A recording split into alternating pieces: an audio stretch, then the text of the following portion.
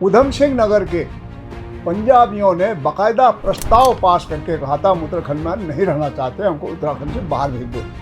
तो उसमें हमारे उत्तराखंड के बहुत लोगों ने कहा ठीक है जाओ जहाँ जाना है। मतलब इतनी बेइज्जत की गई मुलायम सिंह ने, और वो भी 2 उत्तराखंड के नेताओं के कहने पर, जिसमें से एक की डेथ हो गई, एक अभी जिंदा है। अभी भी आपका टिहरी डैम का जो मछली पकड़ने का ठेका दिल्ली में होता है।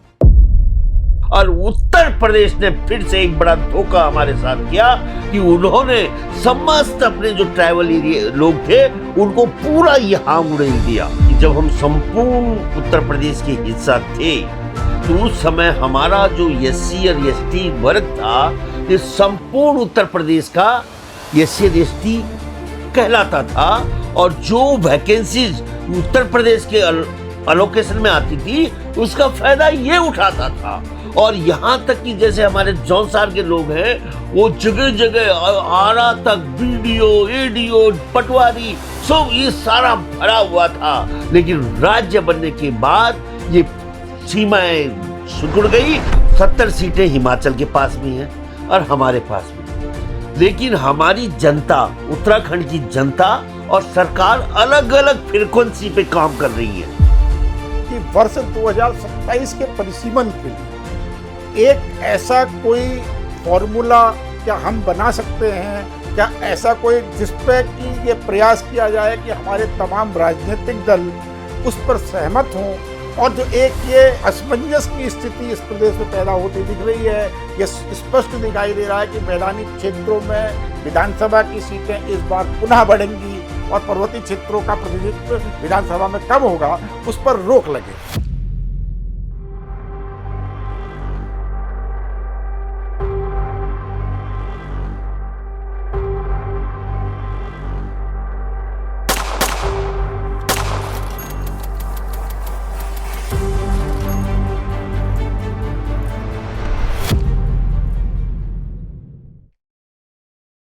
नमस्कार, पहाड़नामा के इस विशेष शो में आपका हार्दिक स्वागत है।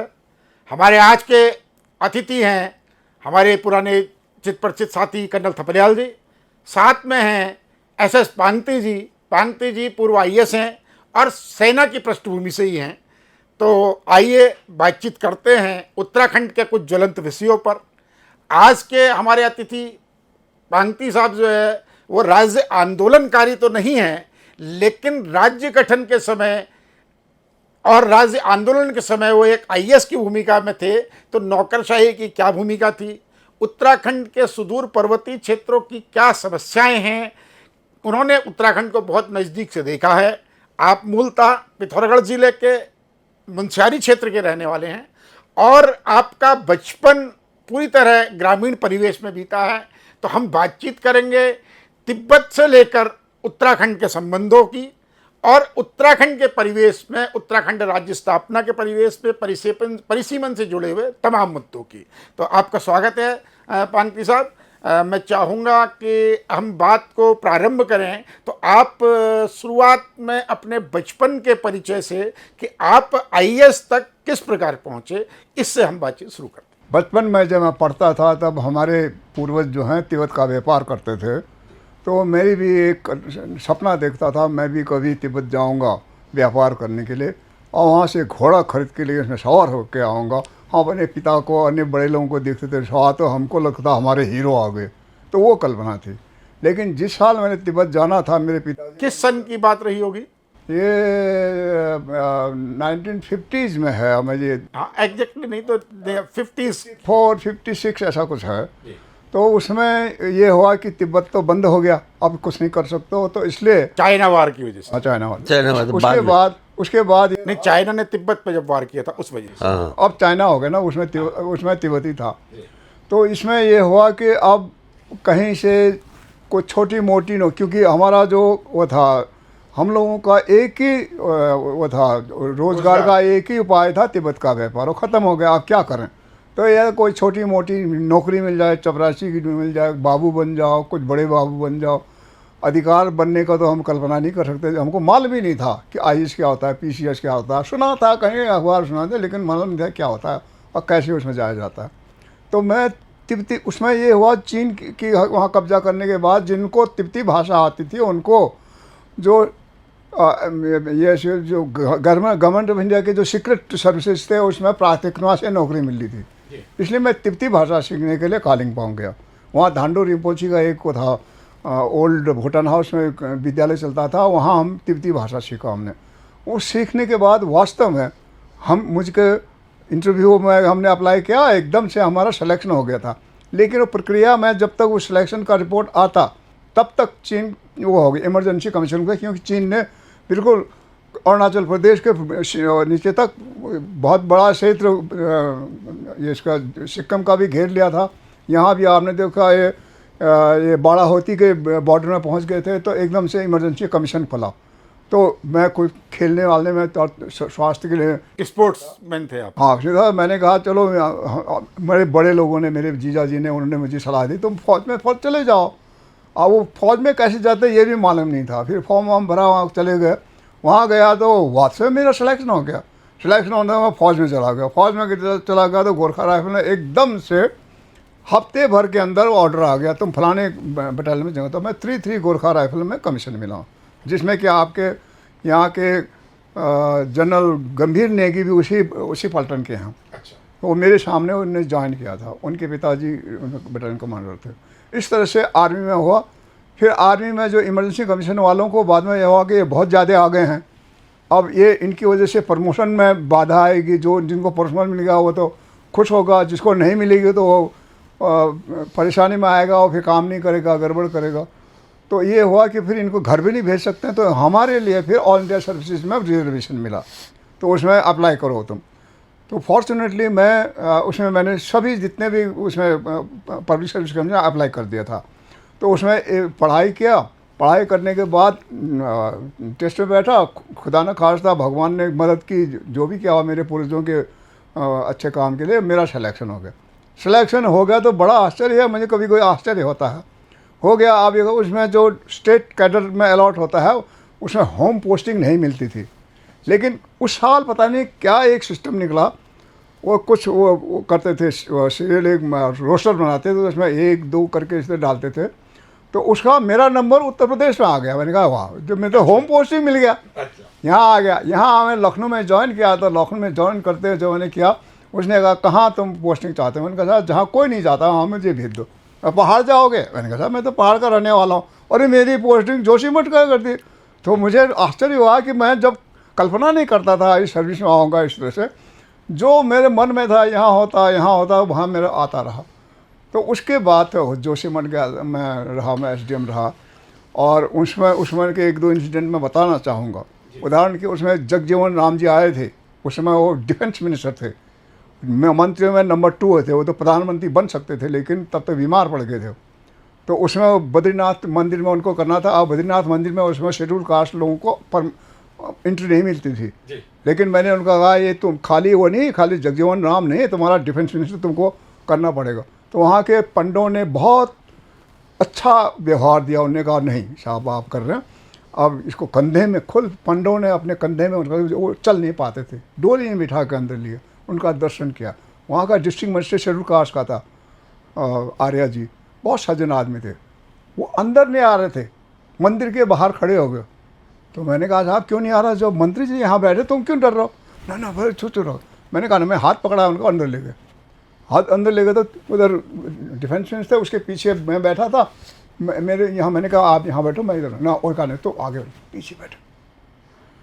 और लेकिन वहाँ के पंडों ने किसी ने कोई ऐतराज नहीं। उत्तराखंड में वैसे भी कि छुआछूत की परंपरा वैसे बहुत ज़्यादा उत्तराखंड में कभी नहीं रही है। लेकिन एक प्रतिबंध था ना, युगों से चला आया था उसका था। उन्होंने बाकायदा उसका स्वागत किया, धन्यवाद किया, उन्हें कहीं कोई जिक्र तक नहीं किया। तो ये मैंने कहा ये यार हमारे उत्तराखंड में और जगह में बहुत अंतर है। हम शेड्यूल कास्ट के लोगों को रिश्ता बोलते हैं, चाचा बोलते हैं, सब बोलते हैं, आज भी बोलते हैं। ये परंपरा हमारी, ये तो मुझे बड़ा अच्छा लगा कि हमारे यहाँ ये है। वरना मैं तो जब पांडे इसी से, अब आपने जब जिक्र छेड़ा है तो इसी से जुड़ता एक सवाल है कि ये जिक्र बार बार आता है कि उत्तराखंड राज्य का जो आंदोलन हुआ उसकी शुरुआत कहीं ना कहीं आरक्षण की मुद्दे से हुई है। कि जो 94 का जो आरक्षण आंदोलन है वो आरक्षण के मुद्दे से शुरू हुआ है। और इस उत्तराखंड ने दो नाम, तो एक आप हैं SS बांगती, आप IAS रहे, एक बड़ा बहुचर्चित नाम कुमाऊं से BR टमटा जी का है, और उत्तराखंड राज्य आंदोलन में मुझे उनके नज़दीक रहने का भी सौभाग्य मिला। तो इस हमारे उत्तराखंड ने दलित समाज से, SC समाज से, ST समाज से कई बड़े अधिकारी उत्तराखंड राज्य बनने से पूर्व दिए हैं, जो कि पूरे देश में चर्चित रहे हैं, चर्चित अधिकारी दिए हैं। और पूरा उत्तराखंड का आंदोलन आरक्षण के खिलाफ हुआ। ठीक, 33% जो आरक्षण मिला था, जो 27% आरक्षण मिला था, उसका आपके समाज को, ST समाज को, SC समाज, जो उत्तराखंड मूल का SC और ST का समाज है, उसको कितना फायदा हुआ। क्योंकि देखिए, पूरा आरक्षण इसके विरोध में था, लेकिन हमारा दलित समाज उत्तराखंड राज्य के पक्ष में था। आंदोलन में हमारे तमाम ऐसे साथी थे, प्रदीप टमटा उसके गवाह हैं, और कई साथी उसके गवाह हैं, जो कि उत्तराखंड आंदोलन में कहीं ना कहीं सक्रिय थे। और आरक्षण से जो आंदोलन शुरू हुआ था, तो उसका आप लोगों को क्या नुकसान या फायदा हो? क्या हमारे समाज के, जो पर्वतीय समाज के दलित समाज था पर्वतीय क्षेत्र का, क्या उसको आरक्षण का फायदा मिल पाया? देखिए, उसमें जो आरक्षण का था, शेड्यूल कास्ट का, उसमें सब ज़्यादा एक कम्युनिटी हमारे पहाड़ में, उनको कहते हैं टमटा। टमटा लोगों में सबसे ज़्यादा शिक्षा थी। तो सबसे ज़्यादा, जैसे BR टमटा है और भी अनेक और हैं, मैं ना उनका नाम बता सकता, तो वो यहाँ पर आगे आए। तो उन्होंने, क्योंकि अल्मोड़ में सबसे ज़्यादा टमटा, मैं अल्मोड़ में पढ़ा हूँ, मेरे साथ पढ़ने वाले अल्मोड़ी के जो टमटा लोग थे वो बहुत, टमटा लोग कारीगर थे, और आर्थिक रूप से टमटा समाज भी धनी था। और शौका समाज, जिससे आप आते हैं, भोटिया समाज, शौका समाज, वो समाज भी आर्थिक रूप से संपन्न थे। ये थे। तो वो उनके साथ फिर उन्होंने और लोगों को भी आगे बढ़ाने का कोशिश किया। तो और लोग बहुत दबे कुचले थे, उनको यहाँ तक कि स्कूल में भर्ती करने का प्रतिबंध था, उनको शिक्षा ग्रहण करने के लिए प्रतिबंध था। पर धीरे धीरे हमारे लोगों ने, हमारे यहाँ के सवर्ण लोगों ने ये कहा कि ये गलत है, शिक्षा एक ऐसी चीज़ है, उसको रोकना तो पाप है, तो अपराध है। तो उन्होंने कहा नहीं करो, धीरे धीरे हुए। खुद मैं प्राइमरी स्कूल में जब पढ़ता था, मेरे साथ एक कालू राम करकल था, अनुसूचित जाति का, पढ़ा लिखा अच्छा था, सज्जन आदमी था। उसको फिर मुश्किल से एडमिशन मिला। हम लोगों ने भी कहा, पंडित जी को हाथ जोड़ा कि ये पढ़ने में अच्छा लड़का है, इसको क्यों नहीं कर रहा था। उसने मदद की, उसको एडमिशन मिला। फिर वो नेता बना, वहाँ का नेता बना, तो उसने और अपने साथ के जो लोग हैं उनको प्रमोट किया। फिर उसके माध्यम से हमने वहाँ के, उदाहरण के लिए उसमें एक चला था, अनुसूचित जाति के लोगों को ज़मीन देने की परंपरा चली। उसने बहुत लोगों को ज़मीन दिलाया। हमने कहा हम कहेंगे तो ये प्रश्न होगा, तुम तो उस कम्युनिटी के, तुम उनकी पैरवी क्यों कर रहे हो। उसका आगे करके हमने किया, तो उसने बड़ा अच्छा काम किया। नहीं, मैं क्या कह रहा, आप जिस दौर की बात कर रहे हैं, मैं भी उसी दौर की बात कर, देखिए 1994 से पहले, 94 से पहले हमें जो उत्तर प्रदेश में या संपूर्ण भारतवर्ष में आरक्षण मिलता था, उसका फायदा जो है हमारे SC और ST समाज को पूरी तरह हुआ। इसको, क्योंकि उस समय शौका समाज से तमाम जो है एम्स में डॉक्टर्स थे, IAS में लोग थे, कई PCS अधिकारी उस समय के जो भर्ती हुए 94 से पहले, उत्तराखंड राज्य बनने के बाद रिटायर हुए, कुछ लोग उस समय के लगे हुए आज भी जो सचिवालय में हमारे कार्यरत हैं। ये 1994 से पहले के आरक्षण की स्थिति। मैं कहता हूँ 1994 में जब 27% आरक्षण लागू हो गया, तो उसके बाद हमें उसका क्या नुकसान और फायदा हुआ हमारे दलित समाज को। हाँ, इसमें ये हुआ, जो 27% था, उसकी वजह से सबसे पहले पौड़ी में जो आंदोलन शुरू हुआ था, इसी पर हुआ था, इसी हुआ था। लेकिन तब तक उत्तराखंड राज्य के लिए आंदोलन था, वो कन्वर्ट हो गया इसमें। तो उसका सब जगह जगह जाके उसका प्रचार हुआ। तो बाद में उसको छोड़ के इन्होंने इसमें शामिल हुआ। अब इसमें एक जो ये है उत्तर प्रदेश और उत्तराखंड का है, उस समय पूरे उत्तर प्रदेश में उत्तराखंड को नेग्लेक्ट किया जाता था हर बात में। यहाँ तक कि मैदानी क्षेत्र में कृषि के लिए अलग से प्राविधान था, कितना फर्टिलाइजर आएगा, कहाँ से बीज आएगा, वगैरह वगैरह आया था। उत्तराखंड वालों को उनने के किसानों के कुछ परवाह ही नहीं की। मैं उन दिनों मुरादाबाद का कमिश्नर हो चुका था। मैंने ये सवाल उठाया कि आप मैदानी क्षेत्र के किसानों के लिए इतना वो करते हो तो प्रति क्षेत्र के लिए क्यों नहीं करते हो? उन्होंने कहा प्रति क्षेत्र में तो बहुत कम खेती है, उसमें कितना कर लोगे तुम? मैंने कहा कितना कर लोगे, बहुत ज़्यादा इनपुट तो नहीं दे पाएंगे हो, लेकिन वहाँ के किसान को ये अधिकार है, जो अधिकार यहाँ के किसान को दे रहे हो वो अधिकार उसको है, उसको क्यों नहीं करोगे? तो उसके बाद वो प्रति क्षेत्र में भी कराया। मैंने पहली बार अल्मोड़े में किसानों का और जो फसली वो होता कैंपेन चलता है वो कराया था, किया। तो उसके बाद अल्मोड़े में, आप पता नहीं आप लोगों को मालूम है कि वहाँ भूसी सेन लेबोरेटरी है एक, उसमें पर्वतीय क्षेत्र के लिए उपयुक्त बीज का पैदावार करते हैं वो लोग। पर्वतीय क्षेत्र जब मडुआ है, मडुआ पर्वतीय क्षेत्र में ज़्यादा बोया जाता है, ऐसे पर्वतीय क्षेत्र के लिए बहुत सारे जो हैं वो तो बीज वहाँ से आते हैं। तो वो भूसी सेन के स्पेशलिस्ट मेरे पास आए। मैंने बोला क्या समस्या होगी? मैंने कहा क्या बात है? उन्होंने कहा साहब हम समस्या लेके नहीं, आपको धन्यवाद करने। मैंने किस बात का धन्यवाद भाई, मैं तो सरकारी ड्यूटी में हूँ। उन्होंने कहा इस साल हमारा सारा बीज बिक गया है आपकी वजह से। जितने जिलाधिकारी उन्होंने यहाँ आके जो हमारे बीज था वो पूरा बिक गया, लेकिन कम पड़ गया। वरना हमको कभी हिमाचल प्रदेश, कभी भूटान, कभी सिक्किम, उन लोगों का उनको बुला के उनको देना पड़ता था। तो ये एक उदाहरण है। उत्तर प्रदेश में रहते उत्तराखंड पर्वतीय क्षेत्र की कितनी अवहेलना होती थी हर बात में। जिस आदमी को पनिशमेंट देना होता था, कहते तू ज़्यादा बोल नहीं तुझे मैं पहाड़ पोस्टिंग कर दूंगा, ये कहा जाता था।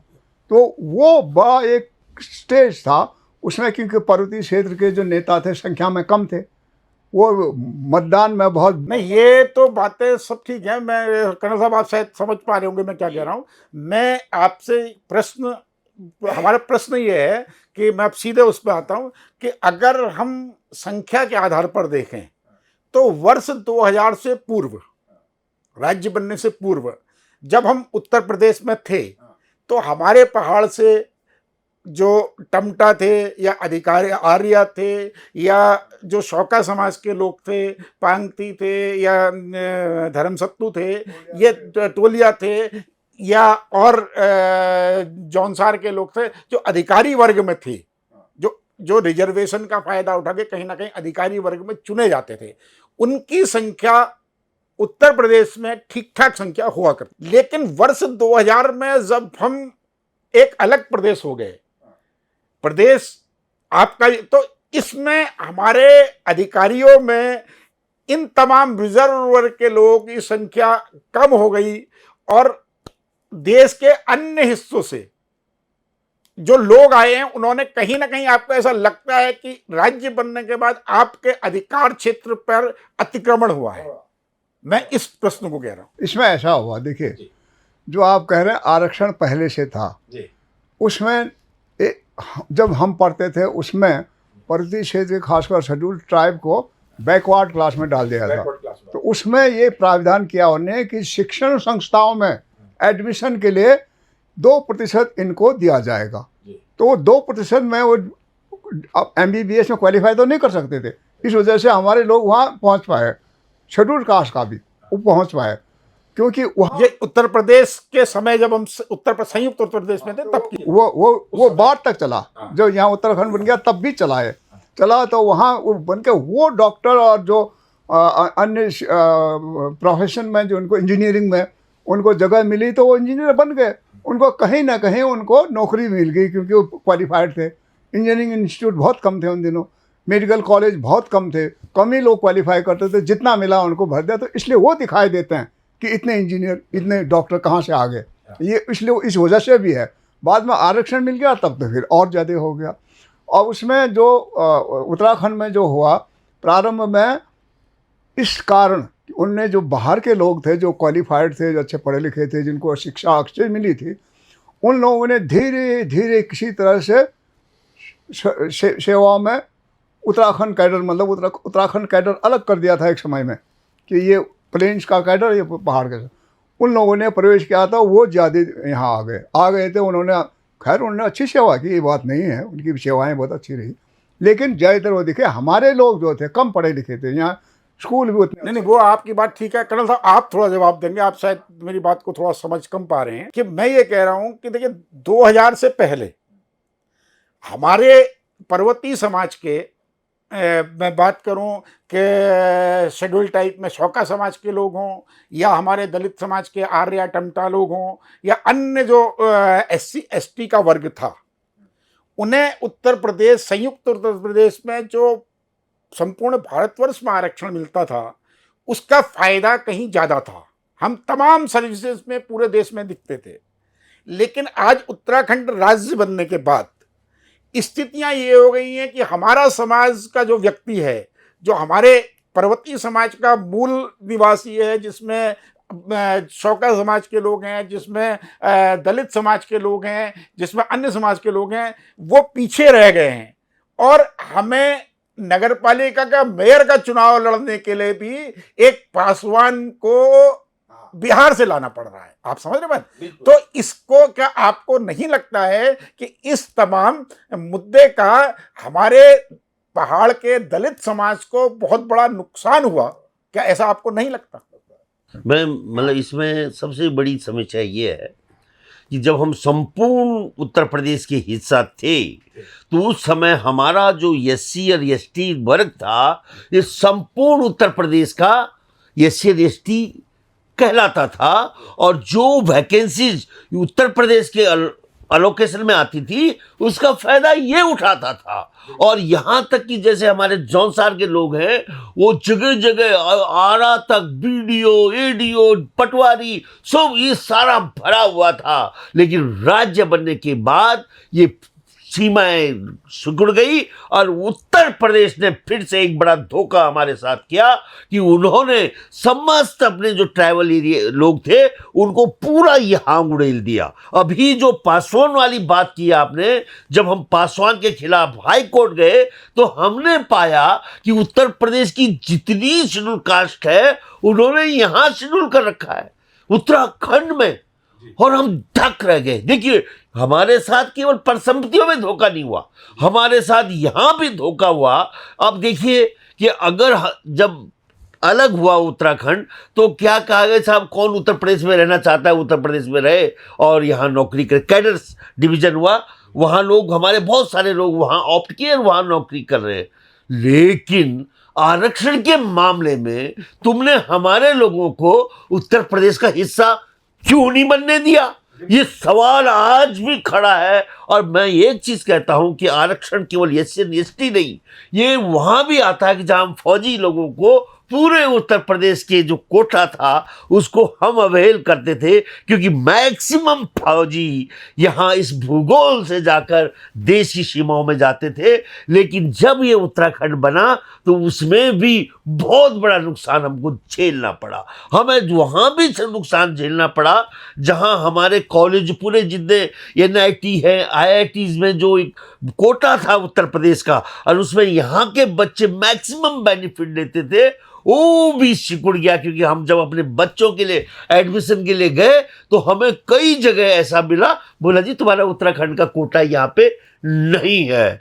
तो इन तमाम सवालों पे हमारे जो, जब हमें अलग किया गया उसमें हमारे को अंधेरे में रखा गया और हम लोग आज तक, अगर यही कारण है, देखिए मैं सलूट करता हूँ BR टमटा साहब को और पांगटे जी को, जिन्होंने पूरे आंदोलन को एक ताकत दी। आप जब जॉब में थे, आप डायरेक्टर जनरल टूरिज्म थे, आपने उत्तराखंड में फौजियों को एकजुट किया और उसकी सजा मिली आपको।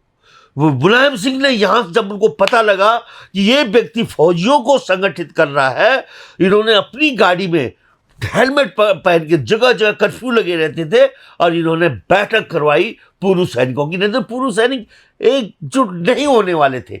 और वो शुरुआत आज ऐसी है कि पूर्व सैनिक इस उत्तराखंड में एक फैक्टर बन गया है जो आपकी देन है। तो इतना बड़ा सैक्रिफाइस इन लोगों ने, और आपने एक सैक्रिफाइस और भी किया है, आपने उत्तर प्रदेश पुनर्गठन विधेयक को लाइन टू लाइन पढ़ा है, अध्ययन किया है। हमारा पूरा जो पानी था, इन्होंने पानी को 5 राज्यों के अधिकार में डाल दिया था।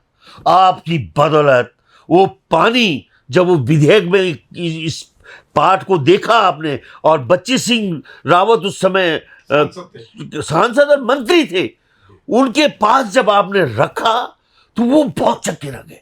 उन्होंने उस चीज को मुरली मनोहर जोशी जी को बोला कि देखो इस पहाड़ के साथ कितना बड़ा अन्याय हो रहा है। तो मुरली मनोहर जोशी ने इसका संज्ञान लिया और हमारे को वो जो बोर्ड बना था 5 राज्यों को, उसको ब्रेक करके केवल उत्तर प्रदेश और उत्तराखंड को रखा। तो इन सब चीजों को किसी नेता ने नहीं किया। और आप देखिए कि ऐसे व्यक्ति जिनको पूरे उत्तराखंड के भूगोल का पता था, जिनको हर समस्याओं का पता था, आज भी मैं दावे के साथ कहता हूं कि अगर माननीय पांगती जी को 6 महीने के लिए मुख्यमंत्री बना दिया जाए तो जो बेपटरी हो चुका है उत्तराखंड, जिसको पटरी में लाना असंभव है, एक व्यक्ति ला सकता है 6 महीने के अंदर। लेकिन दुर्भाग्य है इस राज्य का, यहां की राजनीति ने कभी भी ऐसे व्यक्ति को नहीं पहचाना। बहुत दुख होता है। नहीं, देखिए, मुख्यमंत्री बनने के लिए तो पांगती जी को चुनाव लड़ना पड़ता। Yes. और शायद पांगती जी कभी चुनाव भी नहीं लड़े, लेकिन ये हो सकता था कि जो राज्य में मुख्यमंत्री बने पिछले इन 25 सालों में, वो सलाहकार के रूप में पांगती जी के अनुभव, और कई प्रकार के सलाहकार बनाए गए, कई ऐसे इस प्रदेश में सलाहकार केवल बेईमानों की जरूरत थी उनको, ईमानदार सलाहकार। ये हो सकता था कि पांगती जी को एक सलाहकार के रूप में स्थापित किया जाता और आपकी सेवाएं लेके उत्तराखंड का जो गठन के बाद जो ढांचा बना, उसमें पांगती जी की योग्यता का इस्तेमाल किया जा सकता था। लेकिन ये प्रदेश का दुर्भाग्य कहा जा सकता है, क्योंकि जो समय गुजर चुका उसके बारे में हम कुछ कह भी नहीं सकते हैं। लेकिन हम इस पर चर्चा जरूर कर सकते हैं कि जो प्रदेश के ये 25 वर्ष खराब हुए हैं, इन 25 वर्षों के बाद हम अपनी नई पीढ़ी को जो उत्तराखंड सौंपने जा रहे हैं, तो उस उत्तराखंड का परिवेश कैसा होना चाहिए हमारे, क्योंकि अभी ताजी चर्चा जो है वो विधानसभाओं के परिसीमन पर है। ताजी चर्चा है, अभी हाल ही में लोकसभा में एक बिल आया था, हालांकि वो बिल कल पारित नहीं हो पाया है, लेकिन परिसीमन विधानसभाओं और लोकसभाओं का कभी ना कभी जल्दी ही होना है। तो उस परिसीमन के संदर्भ में आपका क्या अनुभव, क्या कहता है? नहीं, इससे पहले कि ये करो, एक मुद्दा आपने उठाया है जी। कि मैंने जब ये इसका आंदोलन का समर्थन किया, जी। मेरी पोस्टिंग कर दी गई लखनऊ में। जी। उस विभाग का नाम है गजेटियर, डिस्ट्रिक्ट गजेटियर। आपने नाम भी नहीं सुना होगा। जी। उस गजेटियर में मेरी पोस्टिंग कर दी गई। मैं प्रमुख सचिव हो चुका था तब तक। पनिशमेंट। और वहाँ केवल 7-8 कर्मचारी थे, एक अधिकारी। महीने में 3 या 4 फाइल आते थे छुट्टी वगैरह का। 94 में हाँ, तो मतलब इतनी बेइज्जत की गई मुलायम सिंह ने, और वह भी 2 उत्तराखंड के नेताओं के कहने पर, जिसमें से एक की डेथ हो गई, एक अभी जिंदा है। अब मैं नाम नहीं बताऊंगा आपको, उनकी वजह से, अपने लोगों से, क्योंकि मुलायम सिंह उन दिनों एंटी उत्तराखंड चल रहा था उसके कहने पर। अब दूसरी बात आई, दूसरा क्या मुद्दा था? पानी का देखिए, पानी का ये कह दिया गया उसमें, उत्तराखंड का जितना जल है, उत्तराखंड ही नहीं पूरे उत्तर प्रदेश का भी इनका जल है, इस जल पर 6 राज्यों का अधिकार होगा।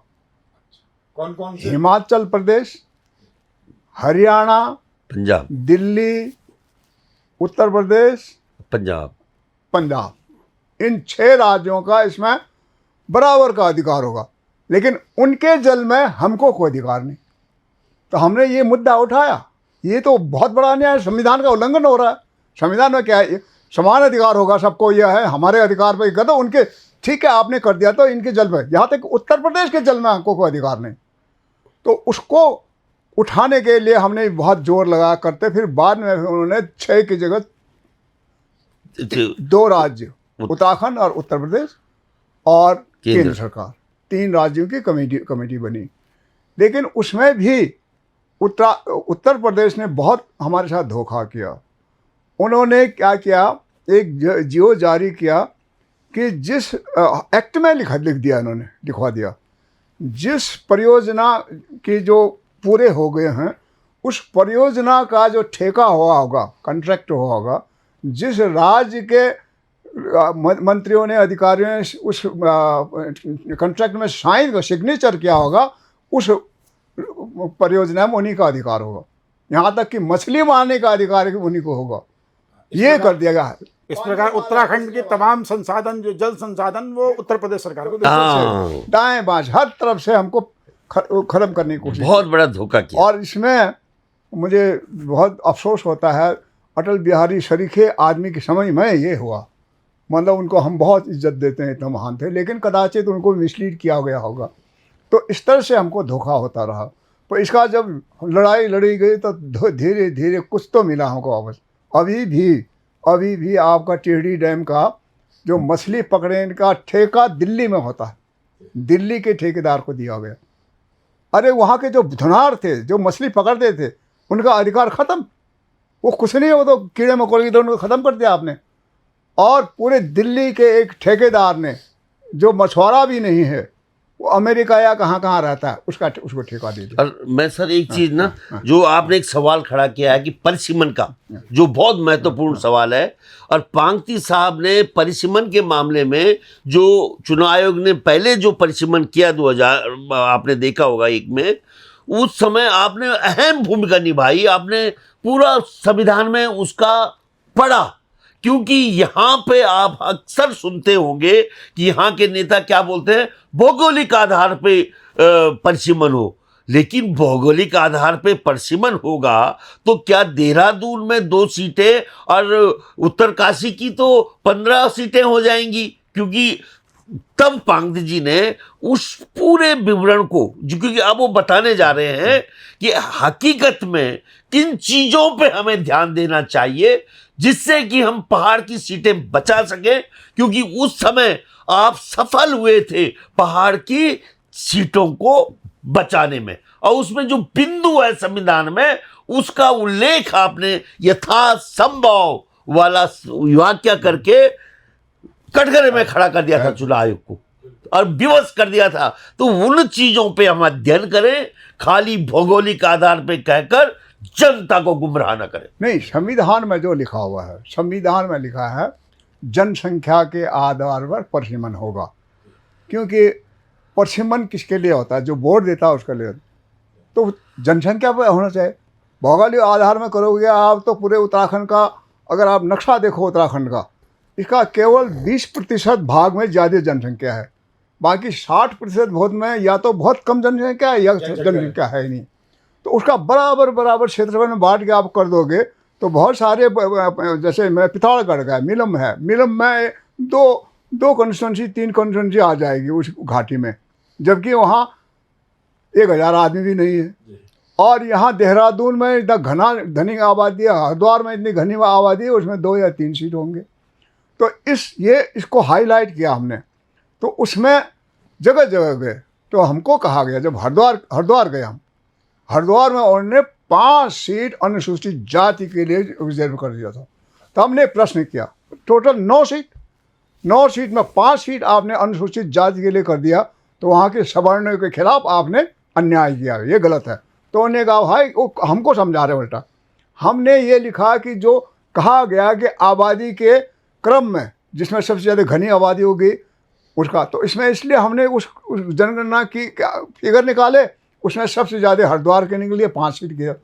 तब ये जो कह रहे हैं आप, यथासंभव एज फार एज प्रैक्टिकेबल कहा गया है। ये यथासंभव एज फार एज प्रैक्टिकल कैसे तय करोगे, ये बताओ आप। मुझको प्रश्न किया उन्होंने, आप बताओ हमको कैसे करेंगे? कोई वो है, कोई जादू है जिसे करें? फिर मैंने कहा देखिए, एक परिसीमन अधिनियम भी है, डिलिमिटेशन एक्ट भी है, वो रिवाज होते होते अब काफ़ी संशोधन हो गया। उस एक्ट में इसके पैरामीटर दिए गए हैं। वो पैरामीटर जो दिए गए उसको लागू करो, वो करोगे तो अपने आप लागू हो जाएगा। उन्होंने पढ़ा ही नहीं था परिसीमन एक्ट। उन्होंने कहा परिसीमन एक्ट कोई बोली नहीं, यहाँ के बड़े बड़े नेता, बड़े बड़े वकील, उनको पता ही नहीं। तो परिसीमन एक्ट उनको जब दिखाया गया, मैंने कहा मेरे पास था, कहीं से मैं ले लिया था। ये परिसीमन एक्ट है, हमने नहीं बनाया, ये परिसीमन आपकी सरकार ने बनाया है। आप उसी का प्रतिनिधि ले दो, इसको पढ़ो, एज फार एज प्रैक्टिकल, यथासंभव लिखा है इसके अनुसार करो। तो उसमें जो परसिमन के पैरामीटर दिए गए हैं उसमें भौगोलिक बाउंड्री और जनसंख्या की घनत्व इत्यादि इत्यादि दिएगा, उसको लगाओगे तो बहुत हद तक न्याय हो जाएगा।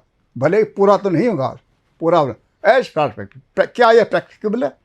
क्या हरिद्वार की कॉन्स्टिट्यूंसी की आबादी और उत्तरकाशी की कॉन्स्टिट्यूंसी की आबादी एक समान होना चाहिए? क्या ये एज फार एज प्रैक्टिकेबल है? उस एज फार एज प्रैक्टिकल कैसे तय करोगे? ये मानक जो दे रखा है, जो पैरामीटर दिए गए हैं परसिमन आयोग में, वो लगाओ इसमें, तो अपने आप हो जाएगा। तो उनका कान खुला। मैंने वही नहीं, पौड़ी गया मैं, वहाँ भी ये बात की मैंने। वहाँ के जो नेता थे आए थे, उनको समझाया मैंने कि भाई ऐसे बोलना, ऐसे बोलना। उन्होंने बोला, लेकिन जितना वो समझ पाए उनने बोला। अब उनके नहीं समझा पाए उनको, तो मेरी बारी आई तो लोगों ने कहा साहब ये तो यहाँ IAS ऑफिसर रहे हैं, ये जानकार हैं, तो मुझे पूछा उन्होंने, तो मैंने बता ये। तो उन्होंने कहा हाँ, मैंने कहा ये तो पढ़ो आप एज एस्पेक्ट, इसका आपको देना पड़ेगा आपको। तो एज फॉर अदरवाइज वो क्या करते थे, 10% प्लस माइनस, मैंने 10% प्लस एंड माइनस कैसे तय करोगे? कहीं नहीं किया उन्होंने। मैंने उदाहरण दिया, मैंने कहा प्रतिशत का एक कंस्टिट्यूंसी फलाना फलाना है, उसकी आबादी ज़्यादा है बनस्पत देहरादून की एक कंस्टिट्यूंसी का। ये तो उल्टा हो गया, यहाँ घनत्व ज़्यादा है तो इतना छोटा बना दिया, वहाँ घनत्व कम है तो आपने इतना बड़ा बना दिया। ये तो उल्टा हो गया। ये सब समझाना पड़ा। अब ये दिमाग लगा ये करके करना, वरना परसिमन आयोग में भी जो लोग आते हैं ना, रिटायर्ड जजेज आते हैं ज़्यादातर, वो उनको, अब वो तो जजमेंट लिखाते रहे, उसमें ध्यान है उनको, एडमिनिस्ट्रेशन का ज्ञान नहीं होता उनको, भौगोलिक ज्योग्राफी का या उनको ज्ञान नहीं होता। उनको होता है जिन्होंने यहाँ काम किया। तो ये करना पड़ा हमको। लेकिन सर को ना, जैसे अक्सर जो नेता ये कहते हैं नॉर्थ ईस्ट में तो भौगोलिक आधार पे हुआ, ये बोलते हैं वो लोग ब्लाइंडली। उसका जवाब भी ऐसा उसका दिया मैंने। तुमको हर नॉर्थ ईस्ट में बताओ कहाँ है, कोई कागज है तुम्हारे पास?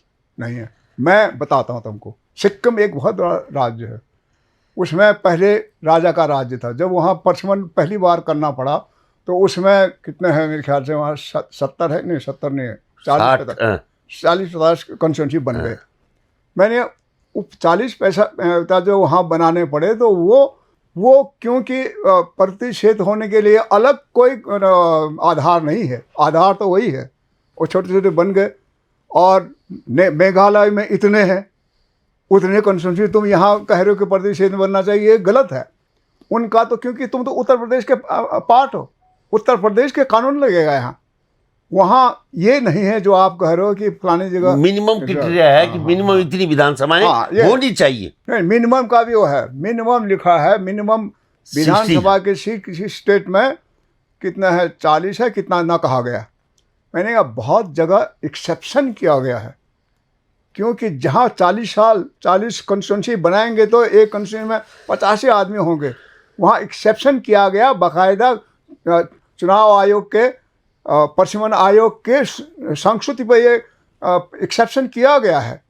इसलिए ये कहना आपका कि जैसे वहाँ हुआ यहाँ कहना, यहाँ एक्सेप्शन लगेगा नहीं। आपके उत्तराखंड तो बहुत बड़ा है, तो ये उनको करके समझा के करना। नहीं, देखिए 2027 में एक बार फिर उत्तराखंड की विधानसभाओं का परिसीमन होना है, और अगर ये जनसंख्या के आधार पर होता है तो जो मौजूदा परिस्थितियां दिखा रही हैं, और जैसा कि हमारी शायद पिछली बार भी आपके साथ वार्ता हुई थी कि 2000 से ज़्यादा गांव इस उत्तराखंड में घोस्ट विलेज घोषित हो चुके हैं, खाली हो चुके हैं, भूतिया गांव हो चुके हैं, घोस्ट विलेज घोषित हो चुके हैं, जो उत्तराखंड के पर्वतीय क्षेत्रों के हैं। तो जाहिर सी बात है कि हमारे पर्वतीय क्षेत्र में सुविधाएं ना होने के कारण, सरकार की अकर्मण्यता के कारण कहना चाहिए कि कहीं ना कहीं पलायन बढ़ा है और आबादी कम हुई है, जिसका असर परिसीमन में विधानसभा सीटें कम पड़ने के रूप में जाएगा ही जाएगा। तो इसका क्या समाधान निकाला जा सकता है? नहीं, इसका ऐसा है ना, देखिए पहले ये हमको समझना चाहिए पलायन होता क्यों है। पलायन होता इसलिए कि अगर वहाँ रोजगार का कोई अवसर नहीं हो आपका, तब पलायन करता है, और ये भूखे मरने के लिए रहेगा वहाँ। तो क्या सरकार ने वहाँ उनको जिंदा रहने के लिए कोई उपाय किया है? तो हमने इसका वो दिया था, इसका समाधान कैसे निकाला जाए। तो हमने कहा था पर्वतीय क्षेत्र की क्षमता और उसकी समस्याएं और क्षमता को के आधार पर योजना बनाया जाए। उदाहरण के लिए पर्वतीय क्षेत्र में आपका ऑर्गेनिक खेती की बहुत अच्छी संभावना है, मैदानी क्षेत्र में नहीं है।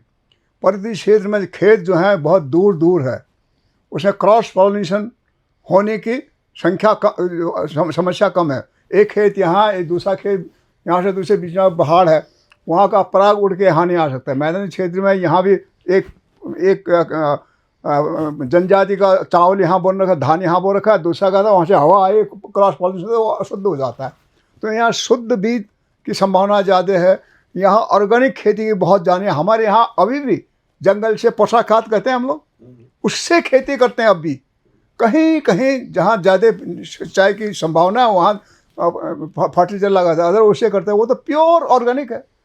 तो उस ऑर्गेनिक में कैसे उनको अधिक लाभ दिया जाए, तो उसका कहता है उसका आप वो करो, उसको क्वालिटी को सर्टिफाई करो, सर्टिफिकेशन होना चाहिए आपके पास कि ये प्योर ऑर्गेनिक है, और उसका कॉस्ट थोड़ा सा बढ़ा के उनको मिले। तो या तो खुद खा लेंगे वो, स्वस्थ होंगे, और जो बच जाएगा वो बेचेंगे तो वो ज़्यादा कीमत में बिकेगा। उस सर्टिफिकेट को देखते हुए सर्टिफिकेशन करो आप, ये करो। ये जैसे एग मार्क होता है, एग मार्किंग करते हैं ना, वैसे एग मार्किंग कर दो आप, इसका कर दो तो ये उसको बीज सर्टिफिकेशन, अब ये बात आ गई, बीज सर्टिफाइड करने के लिए उत्तराखंड ने भी, कृषि विभाग ने एक एजेंसी बनाई है, लेकिन वो एजेंसी किस हद तक काम कर पा रही है उन परिस्थितियों में, जबकि हमारे पहाड़ की मैक्सिमम आबादी जो पहाड़ में रह रही है वो कंट्रोल के जो राशन की दुकानों से मिलने वाला गेहूं, चावल और अन्य अनाज है उस पर निर्भर हो चुकी है। देखिए, आज पहाड़ की स्थितियां ये हैं कि हमने मैदानी क्षेत्रों से पकड़कर तमाम बंदर और वन्य जीवों के संरक्षण के नाम पर जो वहाँ जानवरों की जो बहुतायत संख्या हो चुकी है, उससे खेती करना बहुत ज़्यादा दूभर हो गया है। और जो पहाड़ में जो बचे खुचे लोग हैं वो तमाम कंट्रोल की दुकान से मिलने वाले सस्ते राशन पर अपना गुजारा कर रहे हैं। तो इसलिए जैविक खेती की परिकल्पना मौजूदा व्यवस्थाओं में बहुत कठिन मानी जा सकती है। लेकिन और मौजूदा इन परिस्थितियों को सुधारने के लिए कब क्या सरकार आएगी वो एक अलग विषय है, लेकिन जो अभी का ज्वलंत विषय है वो ज्वलंत विषय ये है कि अब जो 2027 का परिसीमन होगा, ठीक, अगर ये परिसीमन एक बार फिर जनसंख्या के आधार पर होता है तो ये तय माना जा रहा है कि 70 सीटों में से 45 सीटें उत्तराखंड के सिर्फ 3 जिलों में होंगी, उधम सिंह नगर, हरिद्वार और देहरादून, या थोड़ा सा मैदानी क्षेत्र नैनीताल जिले का। ठीक, 3.5 जिले से पूरे प्रदेश की जो है मैक्सिमम विधानसभा सीटें होंगी और पहाड़ का प्रतिनिधित्व नहीं के बराबर रह जाएगा। तो इसका निष्कर्ष निकलेगा एक जो पर्वतीय राज्य की परिकल्पना थी उस परिकल्पना का पूरी तरह सफाया होना, फिर हम एक मैदानी राज्य के रूप में आ जाएंगे। तो क्या परिसीमन में, इसका परिसीमन की नियमावली में क्या इसका कोई समाधान हमारे को समझ में आता है? मैंने आपको कहा ना, जो डिलिमिटेशन एक्ट है उसमें जो उसके पैरामीटर्स दिए गए हैं उसको सही तरह से लागू किया जाए तो बहुत हद तक इसकी समाधान निकल सकता है। निकला भी था लास्ट टाइम। हाँ। नहीं, अब 2027 की अगर हम बात करते हैं तो क्या हम 2027 के लिए ऐसा कोई ड्राफ्ट, आप इस विषय के जानकार हैं कि हम 2027 के लिए ऐसा कोई ड्राफ्ट बना सकते हैं जिसे तमाम राजनीतिक दलों के समक्ष, एक तो ये हुआ, दूसरा आपको एक फॉर्मूला बनाना पड़ेगा कि जिस मैंने बनाया था, दिया था, उसने पता नहीं कितने लोगों था। मैंने कहा कि हमारे पर्वतीय क्षेत्र में जनसंख्या का घनत्व तो कम होता है बनिस्बत मैदानी क्षेत्र के। तो मैदानी जनसंख्या के घनत्व के आधार पर आप जिलों का अलग अलग कैटेगरी कीजिए, लोएस्ट डेंसिटी, मीडियम डेंसिटी और हाई डेंसिटी। तो उस हिसाब से उनकी उतने प्रतिशत कंस्टिट्यूंसी उनको ज़्यादा दीजिए। जिनका लोएस्ट है उनको भाई 1-2 कंस्टिट्यूंसी ज़्यादा दे दो ताकि उनका रिप्रेजेंट राइट टू रिप्रेजेंटेशन उनको इंश्योर हो जाए।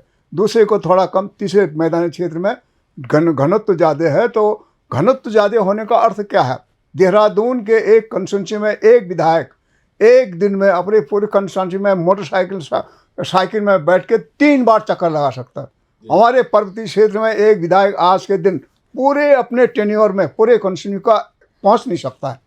तो इसलिए वहाँ कुछ ज़्यादा करना जरूरी, ताकि आखिर कॉन्स्टिट्यूशन जो ये परिसीमन होता है किस लिए होता है? वो होता है राइट ऑफ रिप्रेजेंटेशन को सुरक्षित करने के लिए। तो वहाँ के एक व्यक्ति को कितना राइट ऑफ इंस्ट्रक्शन मिला है और यहाँ के आदमी को कितना? वो 3 बार घूम रहा है आपके उसमें साइकिल में बैठ के। वो ज़िंदगी में एक बार मुश्किल से जा पा रहा है मिलम गाँव या कुछ दूसरा गाँव इंजीनियर का। तो इसलिए ये फार्मूला बनाओ। चलो मैं तो कहता हूँ ये फार्मूला मैंने बनाया, हो सकता है गलत है, इसमें कोई फार्मूला आप बनाओ कि इसकी कैटेगराइजेशन करो, हर कंस्टिट्यूंसी को बराबर मत मानो। कहीं डेंस है वहाँ एक ही विधायक कितना करके पूरे लोगों को कहाँ बात सुनता, कहाँ का कहाँ पहुँचाता है। वहाँ का विधायक पहुँचता नहीं, वो अपनी बात कहाँ किसको बताएगा वहाँ का नागरिक जब विधायक आएगा नहीं। और खुद तो जा नहीं सकता पार्लियामेंट उसमें, वो तो अपना बकरी चराने जंगल जाएगा बेचारा, उसकी बात सुनने के लिए तो कोई है नहीं। तो राइट ऑफ रिप्रेजेंटेशन कहाँ मिला उसको? इस आधार पर फार्मूला बनाओ। जो मैंने बनाया इसमें गलत है तो फेंक दो उसको, लेकिन नया बनाओ, लेकिन बनाओ कोई ऐसा फार्मूला। ये बन सकता है, ऐसे विशेषज्ञों को सलाह लीजिए आप, ये बन सकता है। अगर हमको पूछें हमको बता सकेंगे ये। मैं आपसे कहना भी यही चाह रहा था कि वर्ष 2027 के परिसीमन के लिए एक ऐसा कोई फॉर्मूला क्या हम बना सकते हैं? क्या ऐसा कोई जिस पे कि ये प्रयास किया जाए कि हमारे तमाम राजनीतिक दल उस पर सहमत हों, और जो एक ये असमंजस की स्थिति इस प्रदेश में पैदा होती दिख रही है, ये स्पष्ट दिखाई दे रहा है कि मैदानी क्षेत्रों में विधानसभा की सीटें इस बार पुनः बढ़ेंगी और पर्वतीय क्षेत्रों का प्रतिनिधित्व विधानसभा में कम होगा, उस पर रोक लगे। तो मैं हाँ, मेरे पास इसका सॉल्यूशन है। जिस तरह से इन्होंने भू कानून में किया, ये 2 भू कानून बना दिए।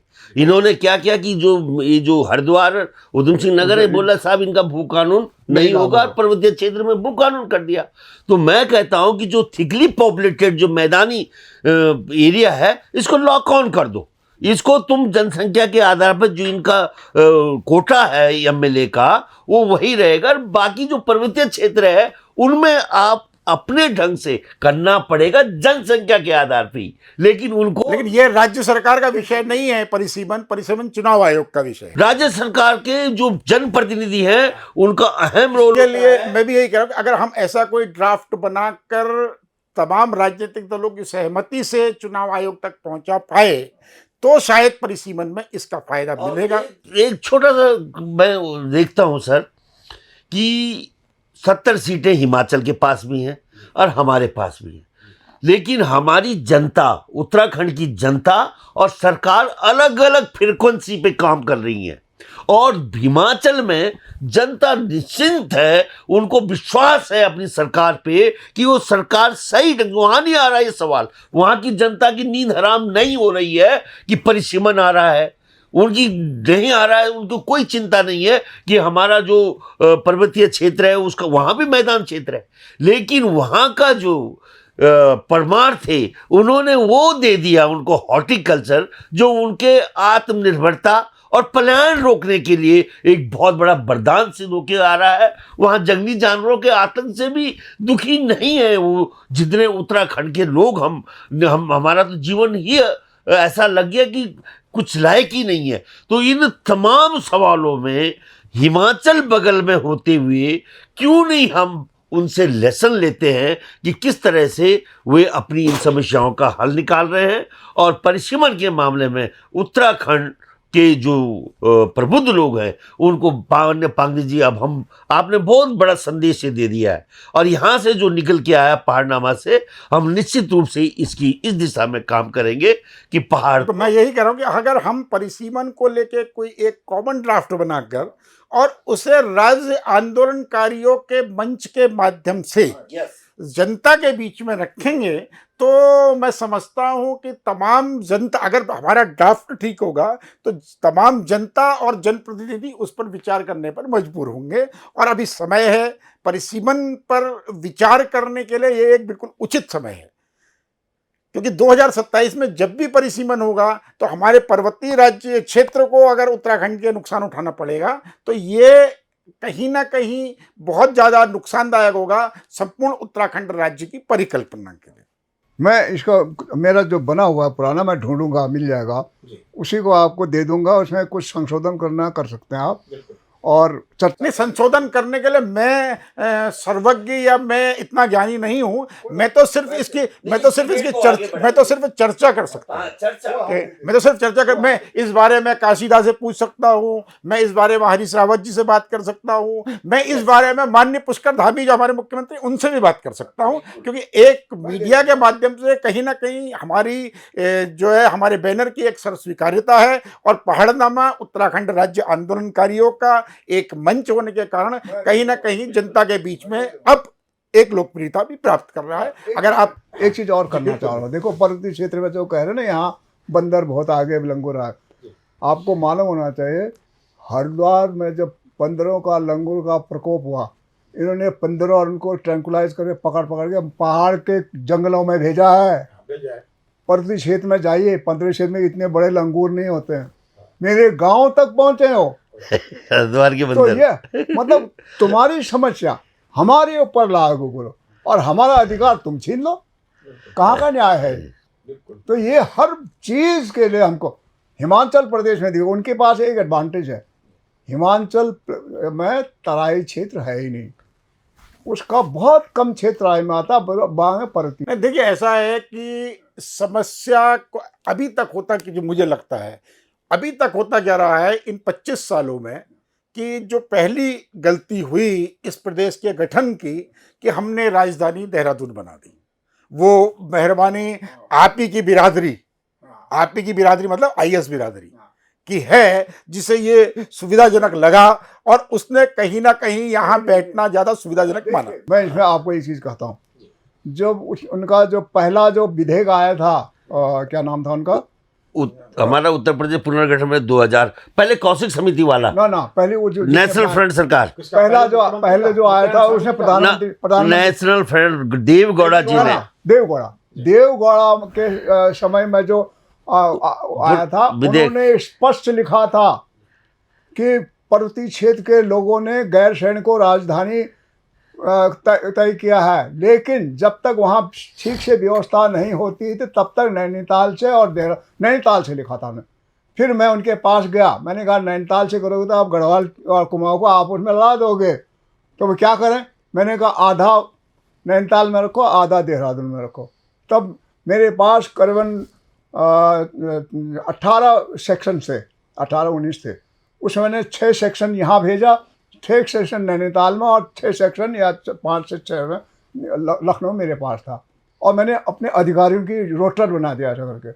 तो इस तरह से अदरवाइज एक उसने एक नेता ने, मैं उसका नाम नहीं लूँगा, उसने पहले ये प्रश्न उठा दिया था कि पहले बताओ राजधानी कहाँ होगी, हरिद्वार या कुमाऊं होगी या गढ़वाल में? वो बांटने का ना, कि इनको बांटो और लड़ा दो इनको, ये कर दिया। तब हमने ये स्टेटमेंट, उसमें इंद्रमणि बडोनी तब जिंदा थे, उन्होंने ये सुन के इसको दोनों राज्यों को, गढ़वाल कुमाऊं को लड़ाने के लिए उन्होंने बखूबी बहुत शांत दिल से उन्होंने कहा कि हमारी राजधानी गैरसैन होगा।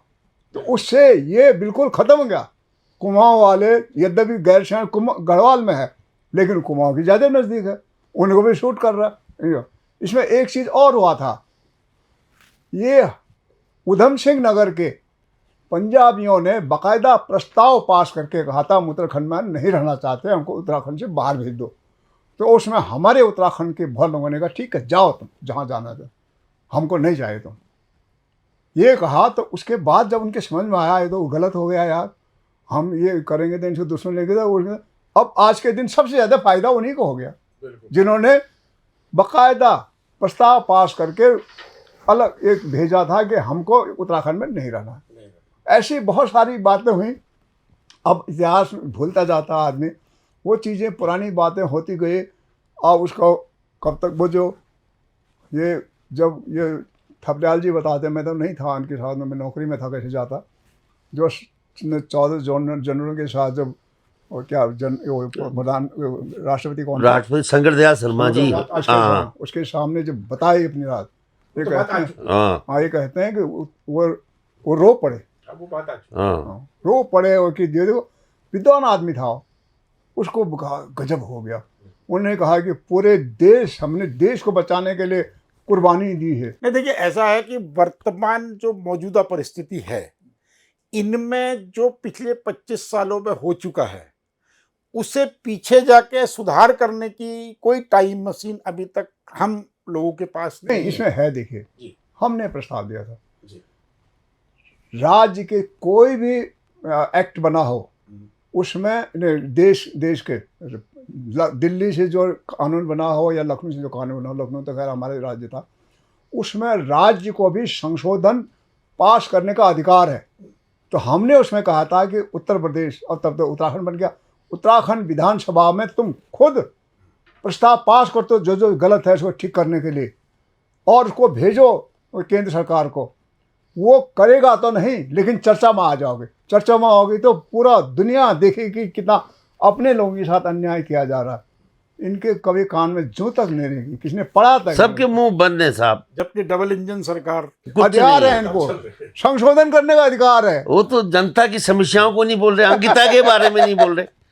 8 तो ये सांसद हाल है, हैं, ये बैठे हाल हुए है। हैं, तो ये बहुत बड़ी समस्या है। ऐसे बहुत सारे हैं, क्या क्या बताएं हम। कई मुद्दे हैं, लेकिन इन तमाम मुद्दों के बीच में इस उत्तराखंड राज्य स्थापना का जो ये 25वीं रजत जयंती वर्ष चल रहा है, इस वर्ष में हम तमाम लोगों की, जो कि उत्तराखंड के बारे में, के उत्तराखंड के शुभचिंतक हैं, या उत्तराखंड के राज्य आंदोलन से जुड़े हुए हैं, या उत्तराखंड के भविष्य को लेके एक परिकल्पना रखते हैं, उन तमाम लोगों का भी एक कर्तव्य बनता है कि हम इस राज्य को मजबूती की ओर अग्रसर ले जाने के लिए और विकास के पैमाने में आगे बढ़ने के लिए, अपना हमारा जो अंतिम व्यक्ति है, आज आपको बुलाने का एक बहुत बड़ा कारण ये भी है कि आप जिस क्षेत्र से आते हैं वो इस प्रदेश का बिल्कुल अंतिम छोर है।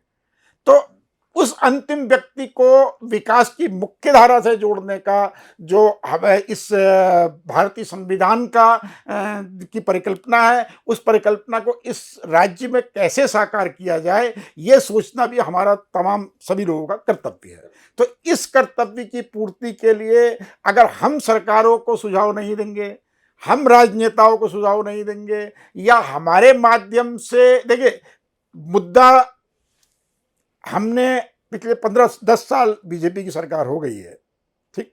92 के बाद हमने भाजपा से क्या मांगा? 92 में राम मंदिर को लेकर भाजपा मैदान पर आई थी, ठीक। उससे पहले एक समय था जब भारतीय जनता पार्टी के पास 2 सांसद थे। विधानसभाओं में भारतीय जनता पार्टी की, उत्तर प्रदेश की विधानसभा में क्या स्थिति थी आपने भी देखा है, ठीक।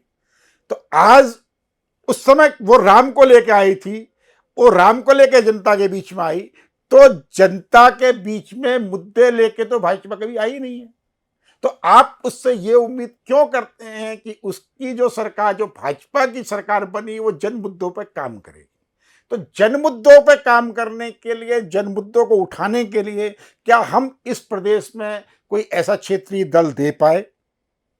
क्या ऐसी कोई राजनीतिक विचारधारा पनप पाई, या हमने ऐसा कोई जन संगठन इन 25 वर्षों में बना पाया जो कि एक प्रेशर ग्रुप का काम करता और हर चुनाव लड़ने वाले व्यक्ति से पूछता कि भाई आप विधायक बनने जा रहे हैं, आप ब्लॉक प्रमुख बनने जा रहे हैं, आप जिला पंचायत सदस्य बनने जा रहे हैं, तो आपकी क्या परिकल्पना है उत्तराखंड राज्य? देखिए, हमने आपको जैसे थपलियाल जी ने पहले बताया था, हमने एक प्रेशर ग्रुप बनाने की कोशिश की थी। उसको वो नाम दिया था, क्या नाम? जन विकास पार्टी। जन जब विकास मुन्ना सिंह पार्टी। चौहान, तमाम लोग 2002 में ये था। नहीं, मैं एक मिनट में राजनीतिक दल की बात नहीं कर रहा हूं, मैं जिस बात को कह रहा हूं उसको थोड़ा पूरा कर लेते हैं कि अगर हम ऐसा कोई प्रेशर ग्रुप बनाने का प्रयास उत्तराखंड राज्य आंदोलनकारियों की सहभागिता से करते हैं, देखिए जो भी उत्तराखंड राज्य आंदोलन में भागीदार था वो अगर कहीं सक्रिय था तो आज वो 50 साल से ऊपर का है और आर्थिक रूप से वो इतना संपन्न नहीं है कि वो चुनावी राजनीति में भाग ले सके, लेकिन मतदाताओं तक, जनता तक अपनी बात पहुंचाने के लिए एक प्रेशर ग्रुप का निर्माण करने के लिए वो हर तरीके से हमारा राज्य आंदोलनकारी पूरा मानसिक रूप से तैयार हो रहा है।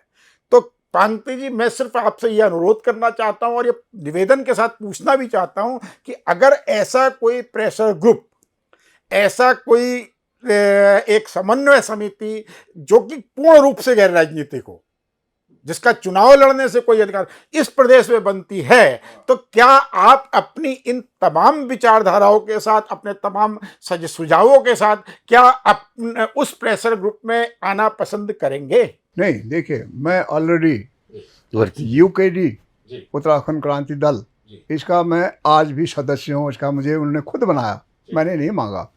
तो मैंने जाके उनको यही कहा कि भाई उत्तराखंड का बहुत लंबा इतिहास है, यहाँ अच्छे अच्छे नेता आए हैं, इंद्रमणि बडोनी आए, पंत जी ने इसको बनाया था, अच्छे अच्छे लोग आए। वो धीरे धीरे, वो जसवंत सिंह थे, वो वहाँ के वो आए, विधायक। तो हमने जो पहला प्रयास किया था, जिसमें हमने जन विकास पार्टी भी बनाई थी, इसमें एक हमारे प्रयास से पहले चुनाव जो हुआ था उत्तराखंड में, 4 विधायक आए यूकेडी के। उसके बाद इन्होंने समझ, बाकी किसी को नहीं आया, बाकी 6 राज दलों को हमने एक कर दिया था।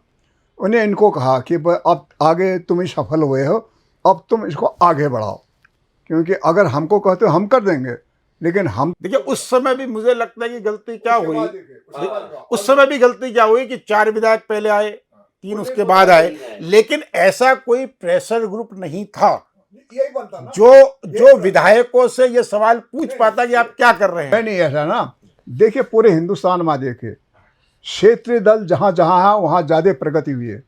आपके पंजाब में वो है, आपका अकाली दल है, अब ये दूसरा आ गया, आपका अन्ना दरमुख पार्टी, फलाना पार्टी, यहाँ तक कि केरल में केरल कांग्रेस बनाते हैं, कांग्रेस नाम रखा लेकिन केरल का वो भी राष्ट्रीय दल है।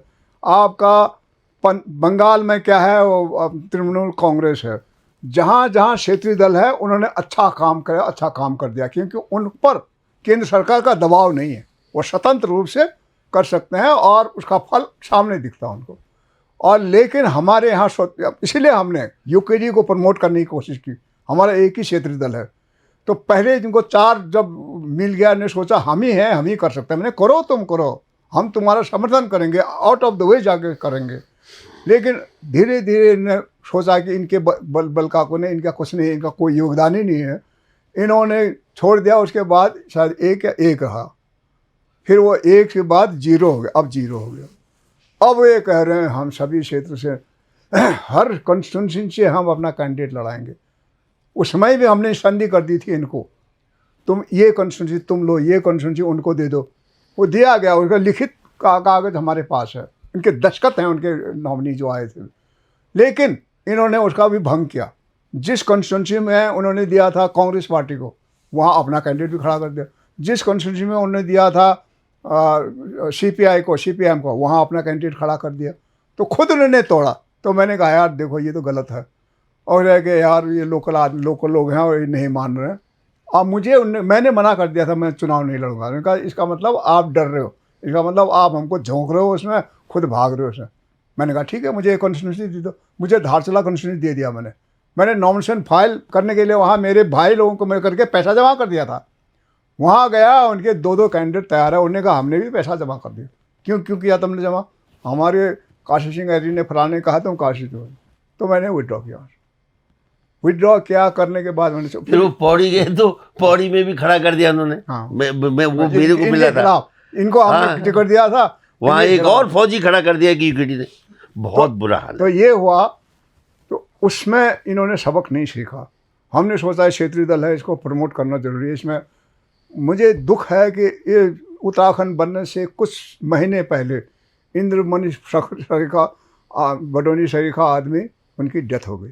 अगर वो 1 साल जिंदा रह जाते, 2 साल जिंदा रहते, तो तस्वीर दूसरी होती। ये हमारा चलिए, मौजूदा हालात में अभी अंतिम दौर क्यों ले जाते हैं कि मौजूदा हालात में आपको क्या परिस्थितियां लगती हैं क्षेत्र? अभी भी देखिए, अगर ये ढंग से चलते हैं, यूकेडी की बात कर रहा हूँ मैं, ढंग से चलते हैं, बहुत अच्छा अपॉर्चुनिटी। आज के दिन भाजपा और कांग्रेस दोनों परेशान है अंदर खाने से, आपस में लड़ रहे हैं, मुझे टिकट करके। एक ही कंस्टिट्यूंसी 2 आदमी अपने, एक को भाई, एक अपने, खुद यहाँ के बड़े नेता अपने पत्नी को, अपने भाई को लड़ाने के लिए चक्कर लगा रहे हैं।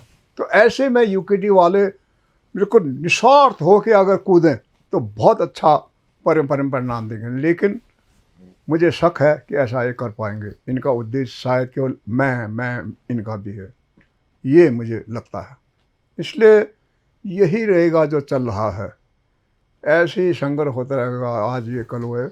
मुझे लगता है कि आप उम्र के इस पड़ाव में आके थोड़ी निराशाजनक स्थितियों में आ चुके हैं। हम सर नहीं, सर नहीं आए निराशा में। अभी भी हम प्रेशर ग्रुप की मीटिंग लेके आ रहे हैं, आपके पास लेट आए। दो तो जनरल थे उसमें, केडी सिंह जी और जनरल गुलाब सिंह रावत। हमने बड़ी भारी सैनिकों की बैठक ले रहे हैं। इस राज्य का अगर कोई भाग्य बदल सकता है तो सैनिक, अगर सैनिकों में ये बात आ जाए, वो समझ जाए कि हम इस राज्य के गार्जियन हैं और मेरा राज्य बर्बाद हो रहा है, तो निश्चित रूप से ये फिर से अपनी टांगों में खड़ा होने के लायक होगा। एक उम्मीद है बस, अगर वो ईमानदार से करे। फौजियों में फिर भी वो ईमानदारी है और उनका रुतबा भी है, जोश भी है उनमें, और उनको पेंशन मिल रहा है, उनको उतनी चिंता भी नहीं है। वो माफियों के पैसे से नहीं खेलेंगे क्योंकि वो सेल्फ डिपेंडेंट है। बाकी तो मजबूर है माफिया के पैसे से खेलने में। पैसा चंदा अगर चुनाव लड़ेंगे तो माफिया से पैसा लेना पड़ेगा। लेकिन सवाल ये उठता है कि हम इस पूरे प्रदेश में कितने फौजी ऐसे तैयार कर पाएंगे जो चुनाव लड़ेंगे? पूर्व सैनिकों का संगठन, जो भी आपके संगठन है, क्या वो ये संभव हो पाएगा कि वो एक मंच पर आएं और चुनिंदा व्यक्ति को चुनाव लड़ाएं, या फिर पूर्व सैनिकों के जो संगठन है वो आप जैसे जो लोग हैं जो फौजियों को संगठित करने के लिए प्रयासरत हैं, उनके नेतृत्व में एक प्रेशर ग्रुप की तरह कार्य करें और चुनाव में लड़ना ही सिर्फ चुनाव में भागीदारी नहीं है, बल्कि चुनाव में लड़ने वाले से सवाल आज इस प्रदेश की सबसे बड़ी कमी क्या है कि हम अपने जनप्रतिनिधि से सवाल नहीं पूछ पा रहे हैं। अब क्या हम ये परिस्थिति पैदा कर पाएंगे कि पूर्व सैनिकों के संगठन पूरे प्रदेश में चुनाव लड़ने वाले तमाम दावेदारों से, चाहे वो कांग्रेस का हो, चाहे वो बीजेपी का हो या यूकेडी का हो, ये सवाल पूछ पाएं कि इन 25 वर्षों में क्या हुआ? ये आखिरी सवाल है कर्नल साहब, इसको थोड़ा सा आप बताएंगे कि क्या पूर्व सैनिकों के तमाम संगठन इस प्रदेश को ये बता पाएंगे, एक प्रेशर ग्रुप के रूप में काम कर पाएंगे और चुनाव लड़ने वाले विधायकों से या अन्य जनप्रतिनिधियों से ये सवाल पूछ पाएंगे कि क्या है, कि क्या आपके इन 25 वर्षों का क्या योगदान है? जिस तरह से पूर्व सैनिकों का रुझान इस समय क्षेत्रीय दल उत्तराखंड क्रांति दल की ओर है, वो बहुत ही उत्साहवर्धक है इस राज्य के लिए। और आज भी जितने इवन जो लोग फौजी बाहर मतलब अभी अभी रिटायर हुए हैं, उनके अंदर भी एक जिज्ञासा है कि आखिर, क्योंकि ये बहुत ज़्यादा एक वैचारिक क्रांति तो आ चुकी है उत्तराखंड में, और सवाल पूछने वाला युवा से लेकर और अपने पूर्व सैनिकों तक तैयार हैं इस समय। लेकिन जो राजनीति रुख कर रही है, जिस तरह से राजनीति एक ऐसे षड्यंत्रों का प्रयोग कर रही है जो हमारे लिए एक बहुत बड़ी बाधा बन रहे हैं, वो हमारी उलझने पैदा कर रही हैं। नहीं तो उत्तराखंड का फौजी जाग चुका है, और इसका एग्जाम्पल मैंने सीधा सीधा देखा कि जब उन्होंने अपने ब्रिगेडियर जोशी की चिता जलाई, वही वे उग्र हो गए और उन्होंने सवाल पूछना शुरू किया। उन्होंने गणेश जोशी को घेरा, उन्होंने कर्नल अजय कोठार को घेरा कि आखिर कब तक हम ये देखते रहेंगे। इसलिए इसको देखकर मेरे को निश्चित रूप से लगता है कि फौजी जाग चुका है। केवल उसका राजनीतिक कैसे गुरु मंत्र हम पढ़ाए कि वो राजनीति में आगे आए और तब जाके ही इस राज्य का भला हो सकता है। नहीं तो अभी वे राजनीति का जो 7वां दरवाजा है चक्रव्यूह का, उसको तोड़ने में अनभिज्ञ है। जिस दिन उनको 7वां दरवाजा तोड़ना आ जाएगा तो ये जितने व्यवसायी राजनीतिज्ञ हैं जिनका व्यापार बन चुका है राजनीति, उनके व्यापार को हमेशा हमेशा के लिए उत्तराखंड की धरती से नेस्तनाबूद करने की क्षमता रखते हैं पुरुष सैनिक। ये मेरा मानना है। चलिए कर्नल साहब, आपके साथ निरंतर संपर्क बनाया रखा जाएगा और हम प्रयास करेंगे कि आप जैसे लोगों के साथ, पांगती साहब जैसे लोगों के साथ संपर्क करके एक ऐसे प्रेशर ग्रुप को तैयार किया जाए जो कि हर विधानसभा चुनाव क्षेत्र में चुनाव लड़ने वाले, चाहे वो किसी भी दल का प्रत्याशी हो, वो कांग्रेस से हो, वो भाजपा से हो, या वो यूकेडी से हो, या अन्य किसी दल से हो, उससे ये पूछे कि पिछले 25 वर्षों में क्या हुआ और अगले 5 वर्षों में अगर आप जनप्रतिनिधि बनते हैं तो वो आप क्या करेंगे। तो इस बारे में हम निरंतरता आपसे संपर्क रखेंगे और आपको लगातार पहाड़नामा के साथ जोड़ के रखेंगे ताकि ये तय हो जाए कि हमारा 2027 में जो सरकार बने वो एक जनपक्षी सरकार बने और जनता की समस्याओं का थोड़ा समाधान सामने आए। जय। धन्यवाद।